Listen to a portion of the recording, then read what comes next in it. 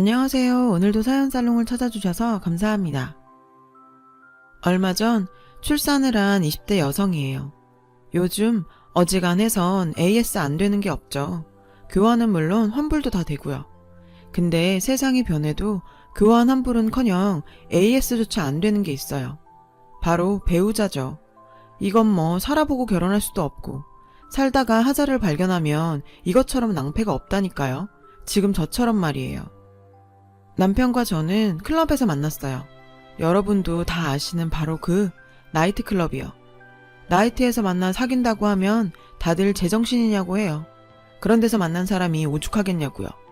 근데 나이트클럽에 다닌다고 해서 다 사생활이 문란한 건 아니잖아요. 예를 들면 진짜 춤이 좋아서 나이트클럽에 다니는 사람도 있으니까요. 저랑 남편처럼요.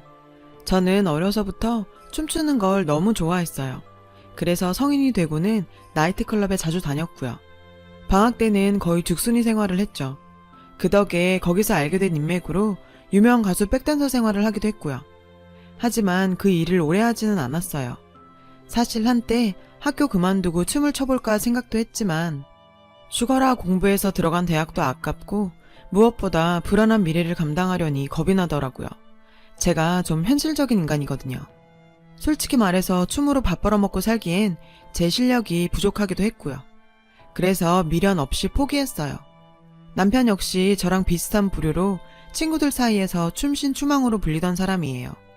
고수는 고수를 알아본다고 남편과 저는 한눈에 서로를 알아봤죠. 나이트클럽에서 처음 만난 그날 우린 마치 오래전부터 호흡을 맞춰온 커플처럼 완벽한 호흡으로 스포트라이트를 받으면서 춤을 췄어요. 정신없이 춤을 추다 보니 온 몸이 땀범벅이 됐더라고요. 화장이 다 지워져서 얼굴은 쌩얼이 됐고 마스카라는 번져서 완전 팬더가 돼서는 가관도 아니었죠. 근데 기분은 정말 좋았어요. 마치 소울메이트를 만난 것처럼요. 남편도 저와 같은 기분이었다고 하더군요. 그래서 우린 그날부터 사귀기로 했어요. 다른 커플들은 만나서 영화 보고 맛집을 찾아다니거나 놀이공원을 갈 때 우린 나이트클럽을 다녔어요. 무대 위에서 조명받으며 격렬한 댄스로 땀을 쫙 빼고 나면 그렇게 개운할 수가 없었죠. 따지고 보면 독서가 취미인 사람들이 서점이나 도서관에서 데이트를 즐기는 것과 다를 게 없었지만 사람들 시선은 달랐어요. 특히 어른들은요. 나이트클럽에서 만난 사람과 결혼하겠다고 했더니 양측 부모님들께서 입이라도 맞춘 것처럼 똑같이 말했죠. 그런 데서 만난 애가 오죽하겠니?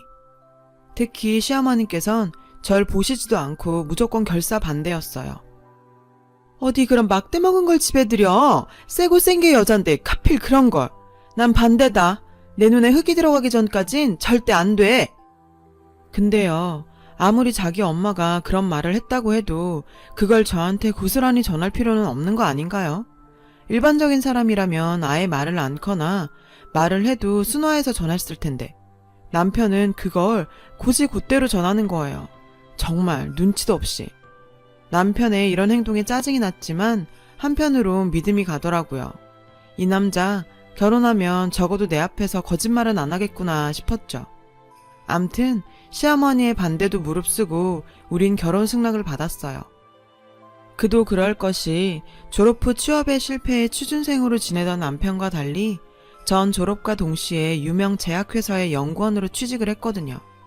그러니 자기 아들보다 학벌도 좋고 경제력도 갖춘 며느리가 시집 식구들 눈에 마냥 싫진 않았던 거죠. 언제부턴가 시아버님이랑 시누이들은 절 반겨주더라고요. 시어머님만 빼고요. 그해 가을 남편이 취업에 성공하면서 우린 이듬해 봄에 결혼을 할 수 있었어요. 보란듯이 잘 살아서 이 결혼을 반대했던 사람들 코를 콱 눌러주겠다 생각했죠. 그리고 한동안은 꽤 잘 해나갔어요. 제가 임신을 하기 전까지는요. 2년 넘게 연애를 하면서 어느 정도 남편에 대해 안다고 생각했는데 막상 결혼해보니 그게 아니더라고요. 결혼 전에는 몰랐던 모습이 바퀴벌레 기어나오듯 스멀스멀 나오기 시작했죠. 반찬 투정은 기본에 볼일 볼 때 꼭 화장실 문을 열고 하고요. 소파나 침대 위에서 과자 먹고 온 부스러기를 그렇게 흘려요. 먹고 난 과자 봉지는 바닥에 툭 던져놓고요. 서로 다르게 가진 버릇이려니 하고 살았는데 이보다 절 경악하게 한 게 있는데요. 바로 내 남편이 떼쟁이의 마마보이란 사실이에요. 아, 완전 똥 밟았다 생각했죠. 고르고 고른 게 마마보이라니. 이건 정말 여자한텐 최악이잖아요. 허니문 베이비를 갖고 임신 14주차에 들어설 무렵이었어요. 다행히도 저는 입덧 없이 무난한 임신 기간을 보내고 있었죠. 그러던 어느 날이었어요. 아, 글쎄 남편이 입덧을 하지 뭐예요. 그것도 어찌나 심하게 하던지 집에서 음식 냄새가 조금만 나도 짜증에 짜증을. 아우, 누가 보면 남편이 임신한 줄 알겠더라니까요. 근데요, 임신해보신 분들은 아시겠지만 입덧 때문에 아무것도 안 먹고 싶은 분도 있고 평소 식담이 없던 사람이 그때가 되면 그렇게 먹고 싶은 게 많아지고 수시로 배가 고프고 그런 사람도 있잖아요.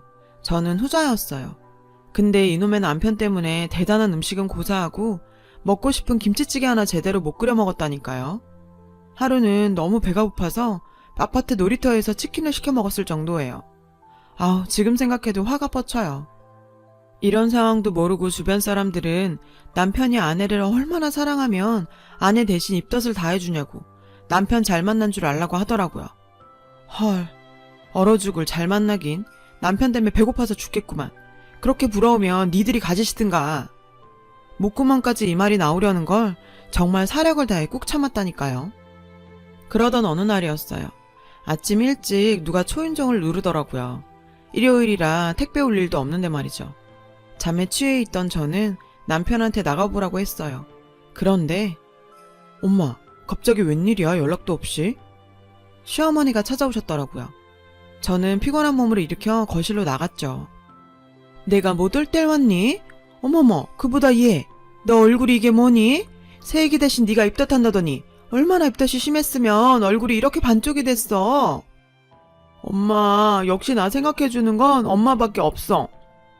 아침부터 남편과 시어머니가 거실에서 이상가족 찾기를 찍고 있더라고요. 하루에도 10대번도 더 통화하는 사이면서. 어머님 오셨어요? 제 인사가 끝나기도 전에 시어머니는 절 향해 버럭 소리를 치셨어요. 넌 정신이 있는 애니 없는 애니? 네 눈에 네 남편 안 보이니? 남편 꼴이 이 모양인데 넌 어떻게 아무렇지도 않게 지내니? 어머머, 세상에, 쟤 살찐 거 좀 봐. 너 도대체 얼마나 먹어댄 거니? 아우, 엉덩이에 티룩티룩 살 붙은 거 봐. 지 남편은 지 대신 입덧하느라 피골이 상접했는데 넌 먹을 게 입으로 들어가니? 아우, 불쌍한 내 새끼. 옆에 내라고는 어떻게 저런 걸 만나서 이 고생이냐. 안 되겠다. 내가 여기 살면서 우리 아들 밥 좀 해먹여야지. 아, 글쎄 이러시는 거예요. 남편은 잘 됐다고 팔딱팔딱 뛰면서 좋아라 했죠. 생각 같아선 그런 남편을 확 베란다 밖으로 던져버리고 싶었지만 꾹 참으며 말했어요. 어머님, 그게 무슨 말씀이세요? 여기서 사시다니요. 집도 좁고 방도 없는데 어떡해요. 없긴. 옷방 정리하면 요 하나 못 펴겠니? 자는 건 내가 알아서 할 테니 넌 신경 꺼라. 아, 내 새끼 먹고 싶은 거 뭐 없니? 엄마가 다 해줄게.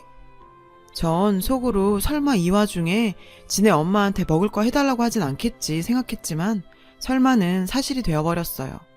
엄마, 나 엄마표 잡채랑 생태찌개가 먹고 싶어. 계란찜도.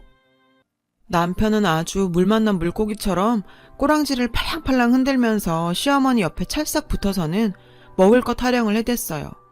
입덧한다고 난 김치찌개 하나 못 끓여 먹게 하더니 잡채에 생태찌개? 그런데 예, 아가, 뭐하니? 가서 장 안 봐오고 잡채거리랑 생태, 계란도 한 판 사와라, 유정란으로. 제가요? 그럼 늙은이 애미가 가리? 얄미운 남편은 지 엄마 빽만 믿곤 못 들은 척하군 TV 앞에 앉아 게임을 하더군요. 아, 어찌나 얄밉던지.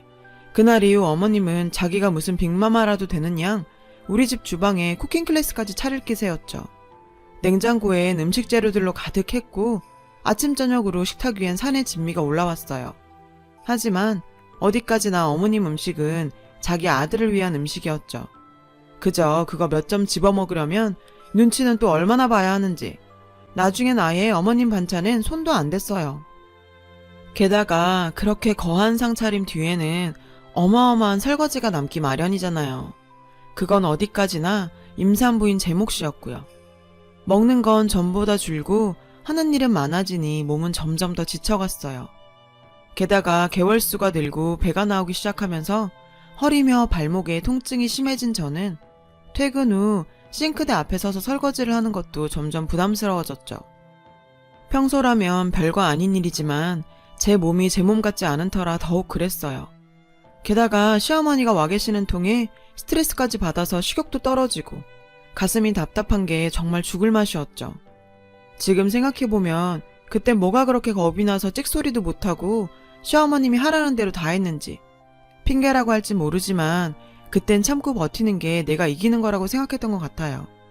나이트클럽이나 다니던 애라서 그딴 것도 못 참고 파르르 한다고 할까봐 제 스스로 자기 검열을 하고 내 자신을 몰아세운 거죠. 제가 참 바보 같았어요.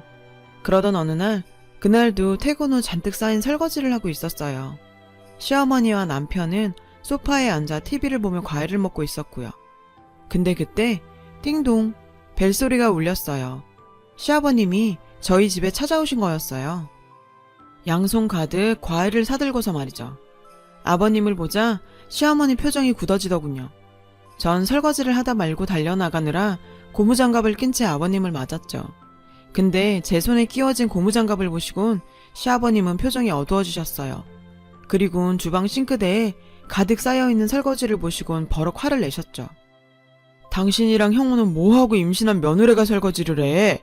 얘 대신 밥해 먹이고 살림 살아준다고 와 있는다더니 여지껏 시집살이 시키고 있었던 거야? 말해봐 이 여편네야. 시집살이는 무슨? 오늘 딱 한 번 제가 설거지한 거예요. 지도 매번 얻어먹기만 하는 게 미안했던지 하지 말래도 기어이 저러고 하는 걸 낸들 어떡해요? 안 그러냐 새아가? 시어머니는 절 바라보시며 눈으로 레이저를 쏘셨어요.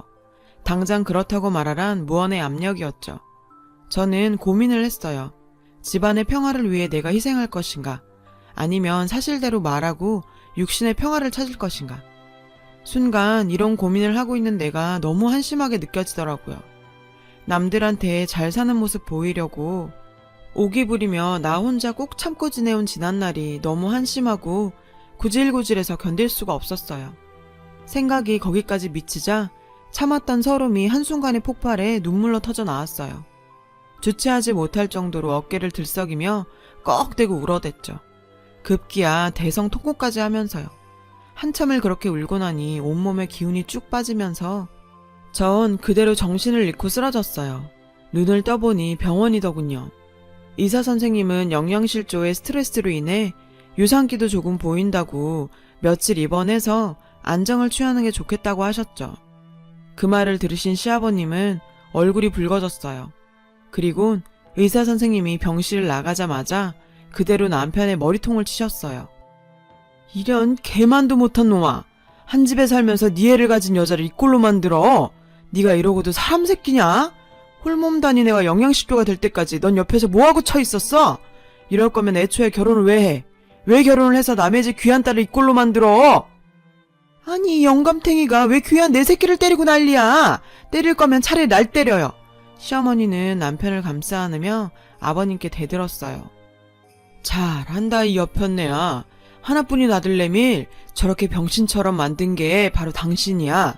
장가를 보냈으면 지 가정 이루고 살게 도와주지는 못할 망정 늙은 애미가 끼어들어 애들 살 갈라놔?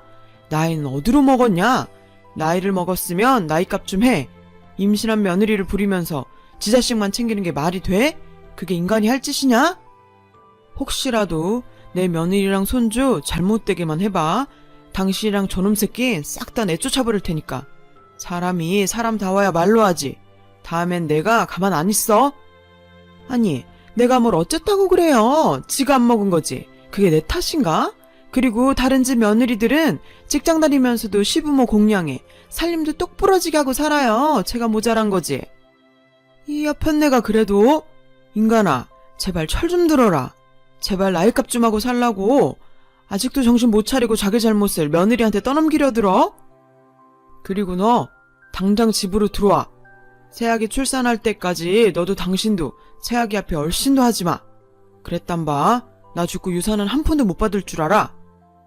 아버님 덕분에 그동안 쌓였던 채증이 한순간에 훅 내려가는 것 같았어요. 며느리 사랑은 시아버님이라더니 그 말이 이렇게 찰떡일 줄이야. 아버님은 그 길로 저희 친정에 가셔선 저희 부모님께 머리 숙여 사과를 하셨어요. 그리곤 제가 출산할 때까지 친정 엄마한테 저희 집에서 함께 있어달라고 부탁을 하셨죠. 그리고 또 한 가지. 아가, 다른 거 생각 말고 몸 건강히 순산만 해다오. 아들이든 딸이든 상관없으니 순산만 해. 그럼 내가 너 해달라는 건 다 해주마. 그리고 이건 시애비가 주는 용돈이다. 출산하고 몸 추스르면 안사돈이랑 어디 여행이라도 다녀오려무나. 부족하면 내 더 줄 테니 말하고. 알았지?